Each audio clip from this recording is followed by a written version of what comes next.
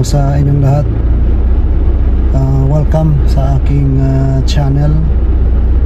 Doon sa mga first time ako mapanood, tingnan na lang ninyo yung aking mga videos. Visit my channel so you can see yung mga videos ko around 500 no? And check kung meron kayong mga iba pang magustuhan dyan. And doon sa mga followers natin sa FB page na ATTY Elvin, saka sa mga subscribers natin, magandang araw sa inyong lahat. Welcome ulit sa aking channel. And this time ang pag-uusapan natin ay tungkol sa preventive suspension.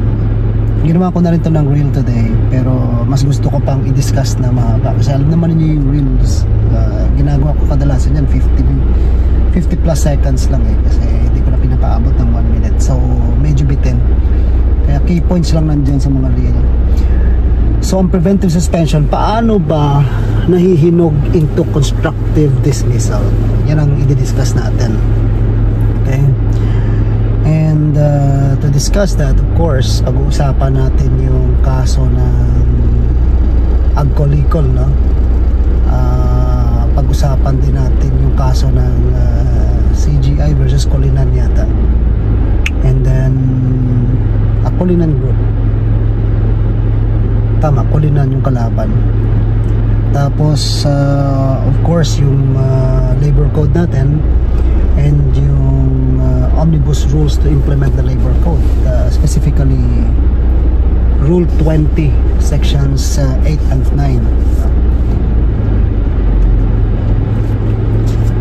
But before we discuss, shout out muna natin ang ating mga masugid na taga-subaybay. Ito yung mga walang sawang nanonood ng videos natin, nagla-like, nagsishare, no? Marty masipag mag-share ng mga video natin. So guys, doon sa mga nanalo na sa kanilang mga kaso, doon sa mga nabiyayaan na ng ating knowledge at nagamit nila to, then share nyo na lang yung mga videos na sa tingin niyo nakatulong sa inyo na maging successful sa inyong mga pinaglalaban, para malaman din naman ng iba na sa tingin nila kailangan nila. So share na lang din din. Share the sunshine, if that is a sunshine to you. Alright, so shout out natin ang ating mga masugid na taga-subaybay. Lagay natin dito.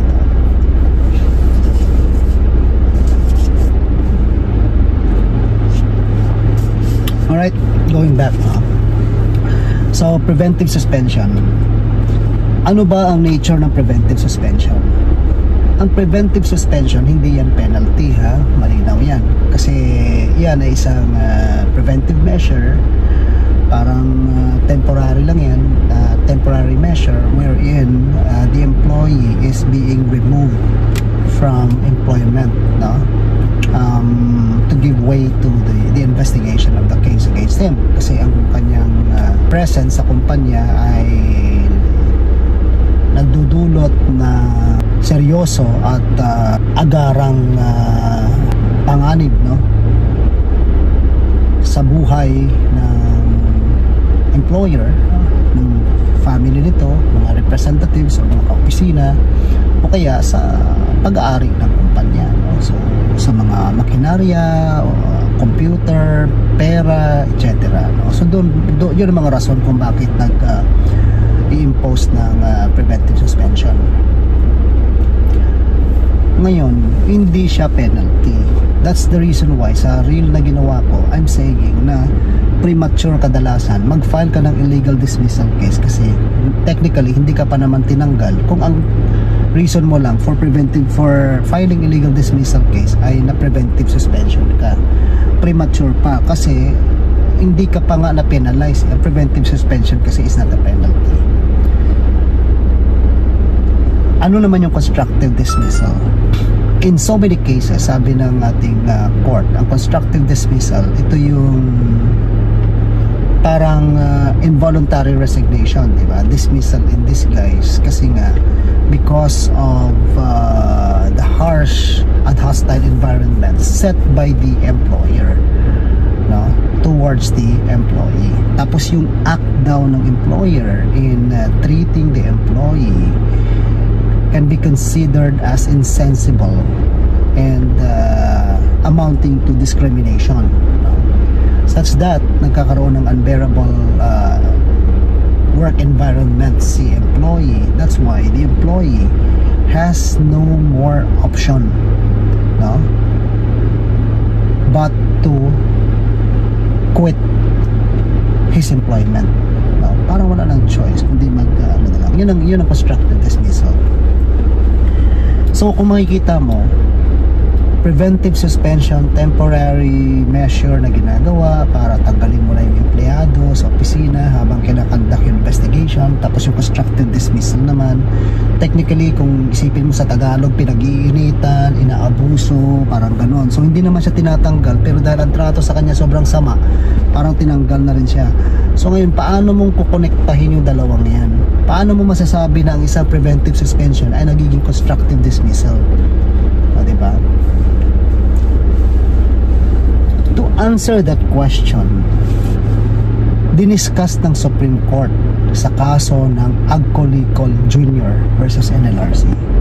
Sabi ng Supreme Court, ang preventive suspension nagiging constructive dismissal yan kapag ang prolonged suspension is due to the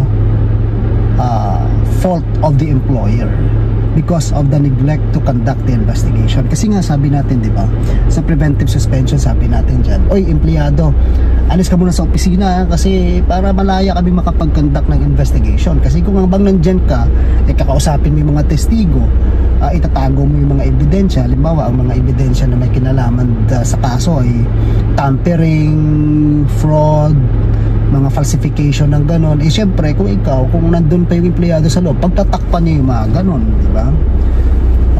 Kukutsabahin niya yung accounting, o yung huwag kayo magsalita, pag ano nga makuha ko nito, hati tayo, yung mga ganon, no? So, yun ang possibility na, kaya inaalis mo na, tika muna, mag-imbestiga muna natin. We want yung parang area to be clean of any whatever influence or whatever tampering, ano? Walang mangyayaring hindi magkaroon ng contamination, no? Kaya di ba makikita niyo sa mga crime scene investigation, kino-cordon off yan yung yellow tape kasi nga ayaw nila na magkaroon ng contamination ng evidence, di ba? Ang hirap mong aralin kung ang nangyari yung ebidensya, kung ang dami ng sumausaw doon, ang dami ng fingerprints na hindi na wala namang kinalaman doon sa crime, ang dami ng mga footprints. So kung titingnan mo by analogy, sa pag-conduct ng investigation sa isang offense sa loob ng opisina na mayroong serious and imminent threat on the life or property of the employer, kailangan mo nang alisin yung tao kasi siya lang naman ang may motive to tamper with evidence kasi interest niya yun na magbababura-bura yung mga ebidensya na mag-hold sa kanya accountable, no? So that's why sa Rule 20 ng Omnibus Rules Implementing the Labor Code and Sections 8 and 9, doon nakastate yung preventive suspension. Sabi ng ating Section 8, the employer may place the employee in preventive suspension where continued employment poses serious and imminent threat on the life or property of the employer. So sa Section 9 naman, sabi niya, no preventive suspension shall last for more than 30 days. After such period, the employer shall reinstate the employee to his position or its equivalent. Diyan din sinabi ng Omnibus Rules na the preventive suspension may be extended, no? Provided that during the period of extension, the employee is receiving his salary or reinstated on payroll. Okay? So going back doon sa ating kaso sa Agcolicol, so una, sabi niya, yung prolonged suspension, preventive suspension is due to the fault of the employer to conduct the investigation. So sabi natin kanina, yung preventive suspension po di ba ma-extend sa Section 9. In-extend ng more than 30 days, lumalabas na patunayan ni employee na yung pag-extend na yun ay dahil naman sa kapabayaan ng employer talaga na mag-conduct ng investigation. O diba? So ibig sabihin, talagang wala sila talagang parang balak ng tapusin yung investigation, mag-conduct. Kaya talagang humaba yung preventive suspension ng tao. So sabi ng Supreme Court sa Agcolicol case, constructive dismissal na yan. Okay? Pangalawa, yung empleyado na naka-preventive suspension, ang pag-preventive suspension sa kanya ay coupled with or mayroong ebidensya na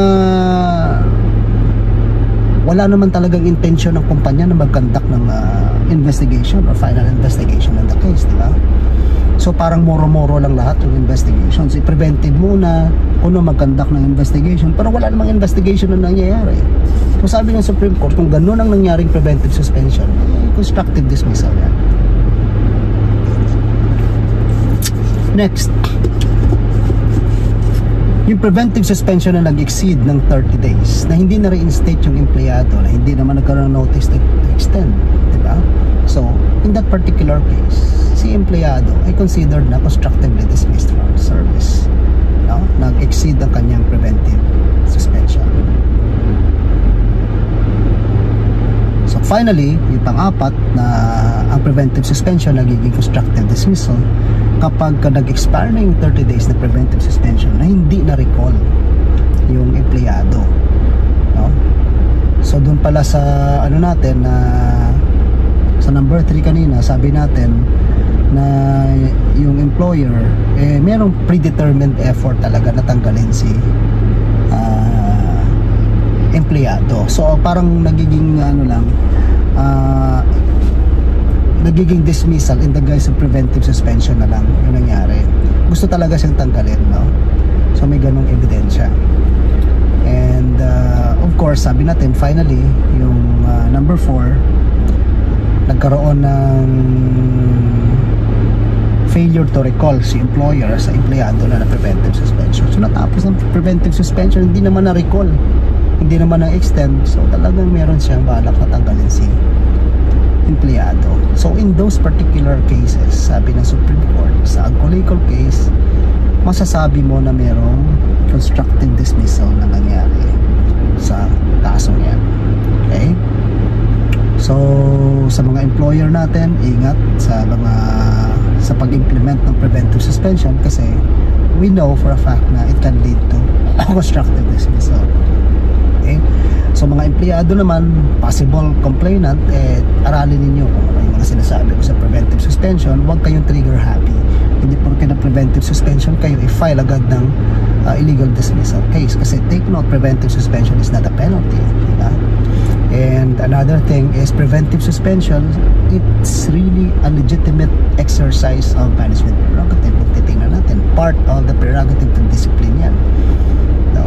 So kung pag walang mali siya sa part ni company yan, talagang valid yan. Magsasayang ka lang ng oras mo dyan sa NLRC kakapurso ng kaso mong constructive dismissal based on preventive suspension kung wala ka namang ebidensya na merong mali siya yung kumpanya base sa kaso ng Agco Legal Junior versus NLRC. So summarize natin, nagiging constructive dismissal ang isang preventive suspension under sa Agco Legal Junior case kapag una ang prolonged suspension is due to the failure of the employer to conduct, due to the fault of the employer to conduct the investigation. And number 2, the preventive suspension is coupled with the lack of intention to conduct the final investigation.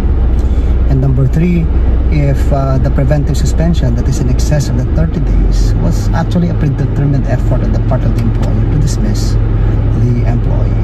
And number 4, where the employer fails to recall the employee on after the expiration of the preventive suspension, coupled with the condition that the employee shall be recalled only if the employee withdraws the complaint against them. So ito yung time na mayroon na reklamo laban sa company. So in those particular cases, sabi ng Supreme Court, pwedeng magkaroon ng illegal dismissal, naging constructive dismissal ang isang preventive suspension. So guys, if there's any question or clarification on your part, let me know. Hit me up in the comment box below. If you found this information helpful, then share this with your friends or any person who you think may benefit from the information. And of course, thank you for watching the video, and I hope to see you in my next videos. God bless.